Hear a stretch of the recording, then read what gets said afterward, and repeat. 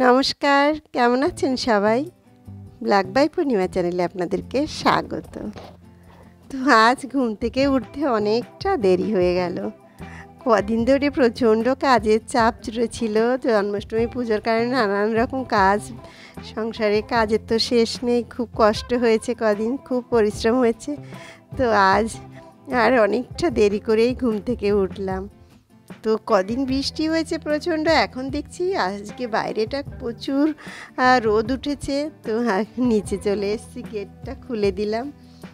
আর অনেক কদিন ধরে লাগাতার বৃষ্টি হয়েছে, আর আজকে এতটাই রোদ দিয়েছে যে কি বলবো, আমার গাছগুলো দেখছি সব ঝিমিয়ে গেছে সকাল থেকেই, এত চড়া রোদ দিয়েছে গাছ। তো নিচে এলাম, একটু নিচে কমই আসা হয়। আমি তো ঘুম থেকে উঠেই সবার আগে ছাদ বাগানে চলে যাই। তো ভাবলাম আজ নিচে গেটটা খুলে একটু সামনেটা দেখে আসি, গাছগুলোর কি অবস্থা। এত ভালোবাসি গাছগুলো যে সকালবেলায় উঠেই আগে গাছ না দেখলে আমার ভালো লাগে না। তো কদিন ধরে খুব বৃষ্টির কারণে ঘরে জামা কাপড় শুকোচ্ছিলাম, সেগুলো আজ সব বাইরে বার করে দিলাম। আর এই দেখেন হলুদ ফুলগুলো কি সুন্দর ফুটেছে। আর এই যে রাতের দিকে বৃষ্টি হয়েছিল, কচু পাতার উপরে জল পড়েছে। আর এই কচু গাছগুলো সেই লতির থেকে কিন্তু আমি বসিয়েছিলাম, লতির মাথাগুলো কেটে কেটে বসিয়ে দিয়েছিলাম। কি সুন্দর কচু শাক হয়ে গেছে ছাদ বাগানে। আর এই জবা গাছের মধ্যে যেখানে সেখানে দেখুন আমি ওই উচ্ছের দানা বসিয়ে দিলাম, চতুর্দিকে উচ্ছে ছড়িয়ে ছিটিয়ে হয়েছে। আর এই কচু শাকের পাতাগুলো আজ আমি তুলে কেটে নিয়েছি, এই কচুর পাতাগুলো সব ডাগার থেকে। এই কচু শাক খেতে কিন্তু দারুণ লাগে। এই কচু শাকে রসুন আর শুকনো লঙ্কা ফোড়ন দিয়ে চিংড়ি মাছ দিয়ে যদি শাক করা হয় না, দারুণ লাগে খেতে। তা আমি আজ বেশ কিছু কচু শাকের পাতা তুললাম, পরে একদিন শাকটা কেটে নেব, শাকটা খাওয়াবো।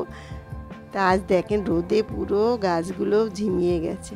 তা চলুন এখন 3তলা ছাদে যাওয়া যাক। অনেক দিন তো পুজোর কারণে আমি উচ্ছে টুচ্ছে তোলা হয় না, মানে ছাদ বাগানে ঠিক মতন আসা হয় না। তো আজ একটু ছাদ বাগানে এলাম, প্রচুর উচ্ছে হয়েছে দেখুন, বরবটি উচ্ছে অনেকটা হয়েছে। রেগুলার তো আসি, কয়েকদিন ঠিক মতন ছাদ বাগানে আসি না এখন। তো দেখুন কত বরবটি উচ্ছে, বেগুনও হয়ে গেছে। তো বেগুন তুলে নিয়ে একটু, আর দেখুন বেগুন গাছগুলো কীরকম নরম, পাতাগুলো নুয়ে গেছে, নেতিয়ে গেছে পুরো। কাঁচা লঙ্কাও হয়েছে দেখছি, বেশ পেকেও গেছে বেশ কিছু কাঁচা লঙ্কা। রেগুলার যে আমি ছাদে আসি, আজ কয়েকদিন ছাদে আসি না। আর এই দেখেন কি সুন্দর, দেখুন সবেদাও পেকে গেছে। সবেদা তো প্রায় পাখিতে খেয়ে যায়, তো আজ দেখছি বেশ সবেদা পাখিতে এখনও খায়নি, তো তুলে নিলাম, আরও সবেদা দেখবো। আর ডাঁটাগুলো তো অনেকটাই এখন কমিয়ে নিয়ে এসছি আর কি, সবাইকে দিয়ে দিয়ে, তবুও এখনও অনেক ডাঁটা রয়েছে। তো কয়েকটা ডাঁটা তুলবো। চিংড়ি মাছ নিয়ে এসছি কাল বাজার থেকে। তো আজ ডাঁটা রান্না করব, অল্প কিছু ডাঁটা নিজের জন্য তুলে নিচ্ছি। তো দেখুন এখানে নুয়ে নুয়ে আমাকে আসতে হচ্ছে। এখানে চতুর্দিকে গাছে এত জঙ্গল, আর এই ড্রাগন গাছের মধ্যে যেখানে সেখানে আমার উচ্ছে এত বেশি হয়েছে।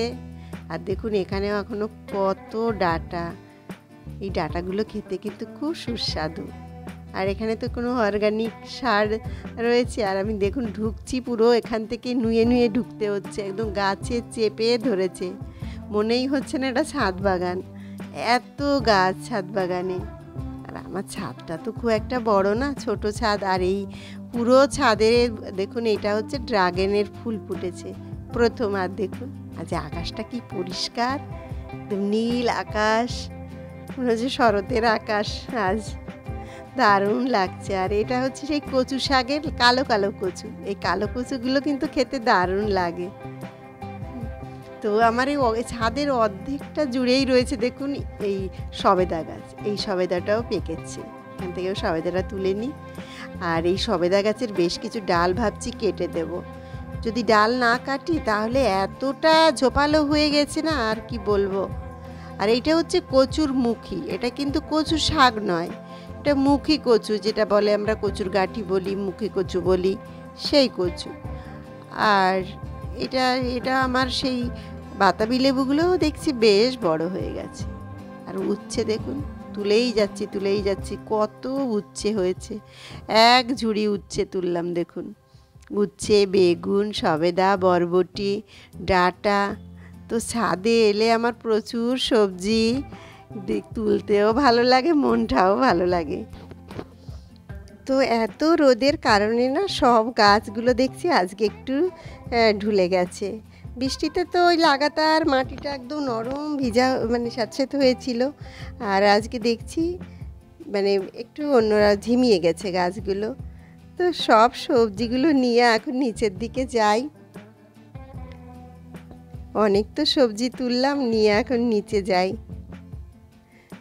তো সব রোদের জামা কাপড় সমস্ত রোদে সব দড়িতে মেলে দিয়েছি, ঘরের স্যাঁতসেঁতে মধ্যে মেলেছিলাম কয়েকদিন। তো আজ রোদ উঠেছে, রোদ দেখে সমস্ত বার করে দিয়েছি জামা কাপড়। এই দেখুন এই গাছগুলো কীরকম ঢুলে গেছে। তো এখন সব সবজিগুলো নিয়ে এখন নিচে দোতলা না যাচ্ছি।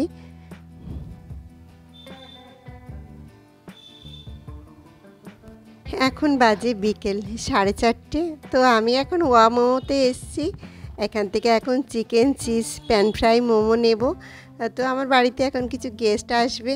তো তো আমি নিয়ে বেরিয়ে পড়েছি, এখন বাড়িতে যাচ্ছি। তো বাড়িতে গিয়েও আমি আবার খাবার বানানোর আছে। তো চলে এসেছি এখন বাড়িতে। এখন আমি একটু এগরোল বানাচ্ছি। ঘরে এগরোল বানিয়ে খাওয়াতে না বেশ ভালো লাগে, তার কারণ মোটা মোটা করে সুন্দর করে পুর দিয়ে আমি বানাবো। আজ এগরোলই বানাচ্ছি, এর মধ্যে চিকেনের টুকরো দিলে চিকেন রোল করলে আরও খেতে ভালো লাগে। তো সবাই চিকেন খায় না, তার জন্য আমি এগ দিয়েই বানাচ্ছি। তো প্রথমে পেঁয়াজ কুচি দিয়েছি, শসা কুচি দেবো, একটু লেবুর রস দেবো, তারপর সস দেবো, টমেটোর সস, তারপর আর দেবো একটু কাসুন্দি দিয়ে দেবো। তারপর আলুটাকে সুন্দর সেদ্ধ করে পেঁয়াজ রসুন সব মশলা দিয়ে সুন্দর করে কষিয়ে নিয়েছি। আলুর টুকরোগুলো দিয়ে দেবো, দিয়ে সস টস দিয়ে সুন্দর করে রোল করলে বাড়ির রোল কিন্তু খেতে দারুণ লাগে বাজারের থেকেও। তো ভাবলাম আমি বাড়িতেই আজকে বানাই। তো তার জন্য বাড়িতে এগ রোল বানিয়ে নিচ্ছি বেশ কিছু। আর বাড়িতে বানিয়ে খেতেও বেশ ভালো লাগে। তো রোলগুলো বানালাম বাড়িতে, মোটা মোটা করে বানিয়েছি এবং কড়া কড়া করে ভেজে নিয়েছি। হ্যাঁ, এটা আমার বাড়ির সবাই তো খেতে খুব ভালো লাগে, কেউ এলেও বানিয়ে খাওয়াতেও ভালো লাগে। তো আমার এগ রোলগুলো বানানো প্রায় হয়ে গেছে, আলুটা দিয়ে দেবো, দিয়ে রোল করে নেব। তো আজকের মতন ব্লগটা আমি এখানেই শেষ করছি। সুস্থ থাকবেন, ভালো থাকবেন। আমার ব্লগটি ভালো লেগে থাকলে প্লিজ একটি লাইক কমেন্ট করে আমার চ্যানেলটি সাবস্ক্রাইব করবেন। ভালো লাগলে প্লিজ শেয়ার করে দেবেন, সঙ্গে থাকবেন। আবারও একটি ব্লগে দেখা হবে আপনাদের সঙ্গে। বাই।